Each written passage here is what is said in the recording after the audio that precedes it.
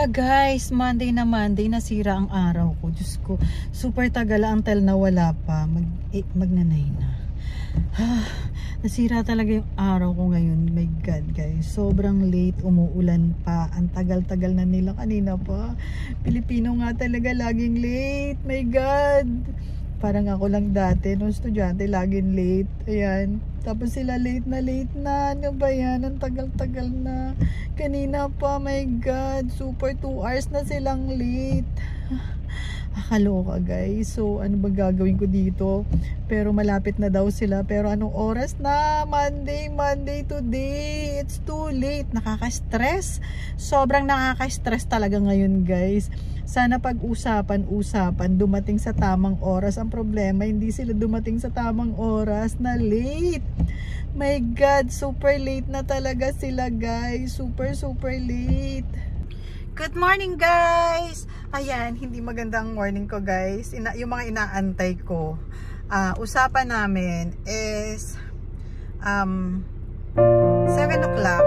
Ngayon mag-8 na. Wala pa din. 4 o'clock in the morning ako nagising. Kasi nga pupunta kami ng Laguna. Tapos may pupuntahan kami. Pupunta ako doon sa farm namin. Kasi ang dami pa rin makukulit doon. Tuloy pa din kahit nabawal na. Ay nako guys, naluloka lang ako. Parang sobrang na talaga ako. Nakaka-stress. Tapos parang ayaw nilang tumigil. Sobrang ang kukulit kahit na pinagbabawalan na sila.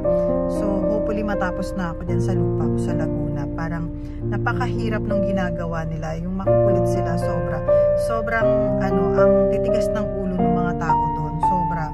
Yung kahit na sobrang naglilinis kami para lang namin makita kung anong ginagawa nila doon. Hindi talaga sila tumitigil kahit pinagbabawalan na sila. Sana wish ko na matapos na talaga yan, na mapaalis na silang lahat.